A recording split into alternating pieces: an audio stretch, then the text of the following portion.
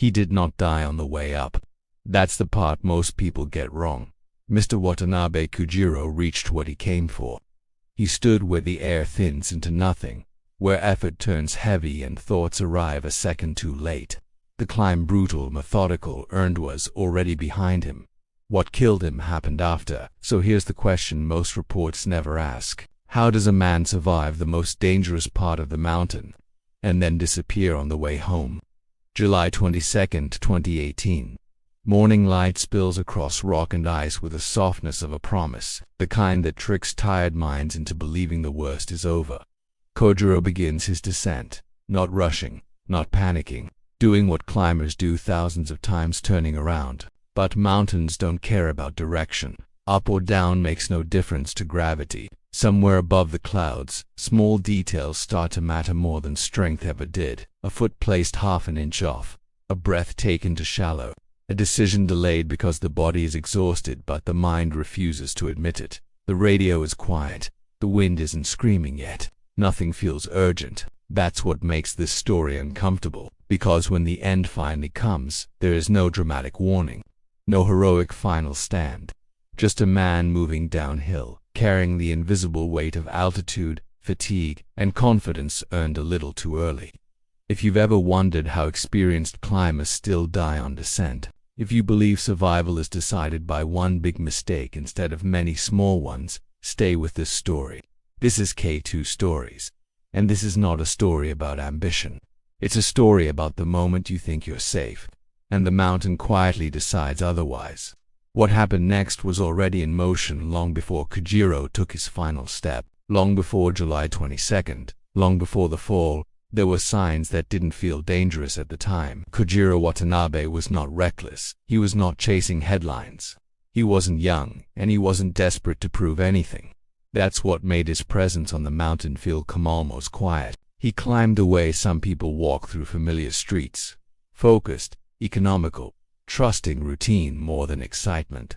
And yet, routine is exactly what high altitude begins to erode. Days earlier, the mountain had already started its slow work on him. Sleep came in fragments. Hunger faded. Simple tasks, buckling a strap, checking a knot, required conscious effort.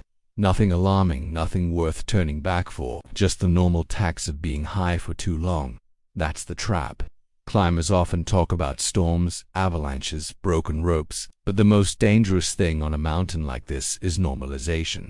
When discomfort becomes background noise. When warning signs blend into daily suffering. Kojiro had climbed well. Too well, some might say. The weather window held. His timing was acceptable. Other climbers moved around him, some faster, some slower, but no one saw a man in trouble. And that's important, because disasters rarely announce themselves as disasters. They arrive disguised as manageable problems. On summit day, everything felt expensive. Every step demanded oxygen the body could barely supply. Every pause stretched longer than planned, but Kojiro kept moving. He had done this before. He understood his pace. He understood his limits, or believed he did. At high altitude, belief is dangerous. The summit itself offered no celebration, just a brief, hollow sense of completion, the kind that fades almost immediately, replaced by a single dominant thought: I need to get down. Descent begins where pride should end, but pride is subtle. It doesn't shout. It whispers things like, "You've already made it this far, just keep going. Nothing has gone wrong yet." Kojiro started down alone. Not dramatically alone, others were on the route, but isolated in the way climbers often are. Wrapped inside their own breathing, their own calculations. Radios crackled elsewhere. Somewhere, someone adjusted a glove. Life continued. The mountain looked stable. The weather still held. The route was known. And yet, descent is when mistakes accumulate quietly. Fatigue makes timing unreliable. Judgment stretches thin. The body wants to sit, to stop, to rest just a moment longer than it should. And each pause steals warmth. Each hesitation steals clarity. At some point, Kojiro slowed. Not enough to alarm anyone. Not enough to call for help. Just enough to change the rhythm of his movement. The kind of slowing that feels reasonable to the person experiencing it and invisible to everyone else. This is where many stories end too soon. They jump ahead to the fall. They skip the uneasy calm before it. But the truth is, the mountain had already begun narrowing his options. Because once fatigue deepens, choices stop feeling like choices. They feel like an effort, and somewhere on that descent, still high, still exposed, still moving, Kojiro crossed a line he couldn't see. The line between managing the situation and being managed by it. The question is not why he fell. The question is why nothing told him clearly, unmistakably, that he was about to. And that question lingers unanswered as the mountain waits, because the next decision would not feel dramatic at all. By the time Kojiro realized something was wrong, it wasn't obvious what was wrong. That's how pressure works at altitude. It doesn't arrive as panic, it arrives as confusion wrapped in confidence. The descent demanded attention in ways the ascent never did. Going up, every move had a purpose. Reach the next anchor, the next fixed line, the next patch of safety. Going down felt deceptively simpler. Gravity helped. Familiar terrain lulled the mind into thinking less precision was required. But downhill mistakes are unforgiving. Kojiro's body was tired in a way sleep could not fix. Muscles still responded, but a fraction slower. Hands still worked, but without their earlier certainty. He may not have noticed it directly, most climbers don't, but his margins were shrinking. At altitude, the brain begins making quiet trade-offs. I'll skip this check. I'll move faster through this section. I won't stop here just a little farther. Each decision feels small, logical, efficient. Together they form a chain. Somewhere on the route, the spacing between climbers increased. Not intentionally, just naturally, as different bodies managed fatigue differently. Kojiro was no longer moving in sync with anyone else's pace. That isolation mattered, because when there's no one directly in front of you, there's no mirror for your condition. No comparison. No subtle warning that you're slowing more than you realize.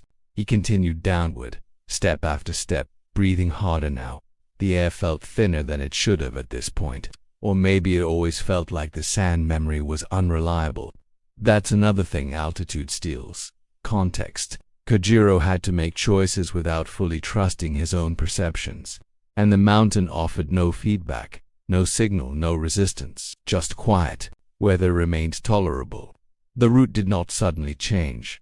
There was no obvious hazard forcing a bad decision, which is exactly why this moment is so difficult to explain. Because the most dangerous decisions are not made in chaos, they are made in calm.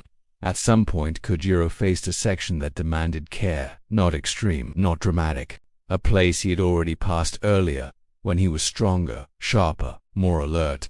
Now it required him to slow, to reposition, to focus. Fatigue changes how long those moments take. A pause stretches. Cold creeps in. The mind urges efficiency. The body wants completion, not caution. And here, the mountain presents a choice that doesn't feel like one. Move through now, or stop and rest.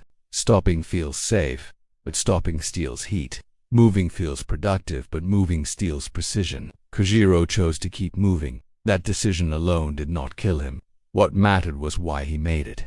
Not because conditions were ideal, but because conditions hadn't yet turned hostile. Not because he felt strong, but because admitting weakness felt unnecessary. Not because the risk was zero, but because the risk didn't feel urgent. Overconfidence at altitude rarely looks like arrogance. It looks like familiarity, like trust in past success. And the mountain is patient with confidence until it isn't. From the outside, nothing about Kojiro's descent looked alarming. No distress calls, no visible struggle. Just a climber doing what climbers do. But internally, pressure was building. Oxygen debt, cognitive lag, a narrowing field of attention. Mistakes under these conditions don't announce themselves. They happen in the space between intention and execution. A hand that grips a fraction late, a foot that lands without full confirmation, a judgment call made with yesterday's strength, not today's reality. Kojiro was still alive, still moving, still unaware that his margin for error was nearly gone, and the mountain, indifferent and silent, was about to demand more precision than he had left. The breaking point did not come with a roar. It came quietly, as it almost always does, and when it arrived, there would be no second chance to correct it. The mountain did not change. That's what makes the moment so cruel. The wind did not suddenly rise. The sky did not darken. There was no cracking ice, no collapsing snow, no warning sound to trigger fear. Everything looked the same as it had minutes earlier. Only Kojiro had changed. By now, his body was operating on reserves he could not measure. Oxygen debt blurred the edges of thought. Fine motor control, the kind required for balance, for precise foot placement, was beginning to fail, subtly, invisibly. This is the stage climbers fear most, because it lies to them. He reached a familiar section of the descent. Rock, ice, exposure. A place that demands respect but not alarm. He had passed it before others had passed it that day. It was not a trap, but fatigue turns neutral terrain into a threat. Kojiro adjusted his stance, shifted weight, prepared to move. And in that instant, just a fraction of a second, something went wrong. Not dramatically, not violently, just enough. A foothold that didn't hold the way it should have. A moment of imbalance. The kind climbers correct instinctively when their reflexes are intact. But at altitude, reflexes arrive late. Gravity does not wait. There was no time for panic. No time for fear. Only the sudden, terrifying realization that control had slipped away. His body reacted, but not fast enough. The fall was not a plunge into emptiness. It was a loss of balance that became irreversible. Momentum took over. The mountain, indifferent to experience or intention, reclaimed what gravity always claims. Kojiro fell during his descent. That sentence is simple, clean. It explains nothing. What it hides is the violence of helplessness. The shock of knowing instantly that recovery is impossible. That the body is no longer obeying the mind. No one heard him fall, not because they were careless, not because they were far away, but because mountains swallow sound, and accidents happen in seconds. By the time others realized something was wrong, the moment had already passed. There was no heroic struggle, no drawn-out fight. Just a chain of decisions, fatigue, and physics reaching its conclusion, and then silence. The mountain did not mark the spot. It did not pause. Clouds continued drifting. Wind continued moving over stone. Kojiro was gone. The most haunting part is not how it ended. It's how ordinary the moment felt right before it did. He had not made a reckless move. He had not ignored a storm. He had not pushed past an obvious red line. He had simply trusted himself one step longer than his body could support. And in high-risk mountaineering, that is often all it takes. The mountain did not need drama to kill him. It only needed time. After the fall, the mountain returned to what it had been doing all along. Nothing. There was no dramatic shift in weather, no visible sign that a life had just ended. The route remained intact. Climbers above continued descending, some unaware, others only sensing that something was wrong without knowing why. This is the part that unsettles people who have never been high on a mountain like this, the absence of reaction. Death does not echo here, it disappears. When word finally began to move along the route, it moved slowly, unevenly. Information at altitude always does. A name, a nationality, a rough location. No details, just enough to confirm that something irreversible had happened. Kojiro Watanabe was not responding. Those who learned of the fall did what climbers always do in these moments. They replayed the descent in their minds. They scanned their own decisions for similarities. They asked themselves where the margin had gone. Because the aftermath of an accident is not just grief, it's comparison. Rescue at that altitude is never simple. Often it isn't possible at all. By the time others could confirm what had happened, the outcome was already final. The mountain had closed the door. Later, much later, details were pieced together. Not enough to form a clean narrative, just fragments, timing, location, the undeniable fact that the fall happened on descent after success, after the summit goal had already been achieved.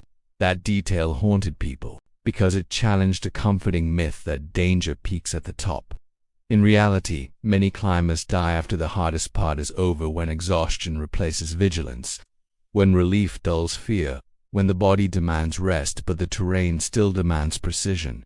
In the quiet that followed, questions surfaced. Had he been more tired than he realized?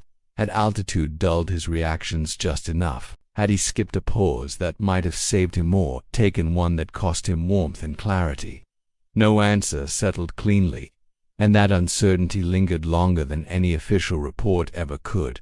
Back home, Kojiro's name became a line in a list, a date, a brief explanation that fit into a single sentence. But lists cannot carry regret. They cannot hold the weight of a man who did almost everything right and still died. Those who knew the mountain understood something others did not. This was not a freak accident. It was a familiar pattern. Success followed by vulnerability. Confidence followed by fatigue. Silence where warning should have been. And the most disturbing realization of all, nothing about his final hours marked him as doomed. He looked like every other climber trying to get down. Here is the twist most people never expect. Kojiro Watanabe did not lose to the mountain because he pushed too hard. He lost because he believed the hardest part was behind him. That belief is shared by thousands of climbers every year. It's reinforced by stories that celebrate summits and treat descents as footnotes. It's encouraged by relief, the dangerous feeling that survival has already been earned. But mountains don't grade on effort. They don't care how far you've come.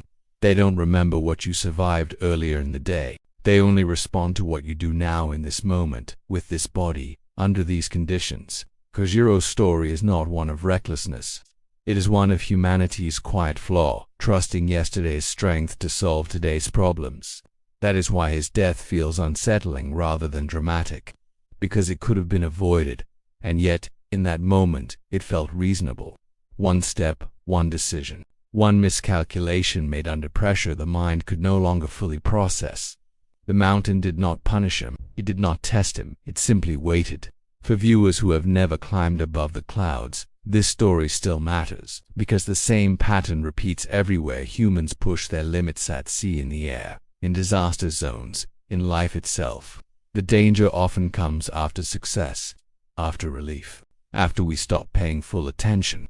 Kojiro Watanabe reached his goal, and that may be the most haunting part of all. If you listen closely to stories like this, they don't ask for admiration, they ask for humility. This is why we tell these stories on K2 Stories. Not to glorify death but to understand it, because the mountain always gives one final lesson, and it's never the one we expect. If this story stayed with you, consider subscribing to K2 Stories. More real accounts. More quiet truths, more moments where survival turns on something small and irreversible. And remember, the summit is optional. The descent is mandatory.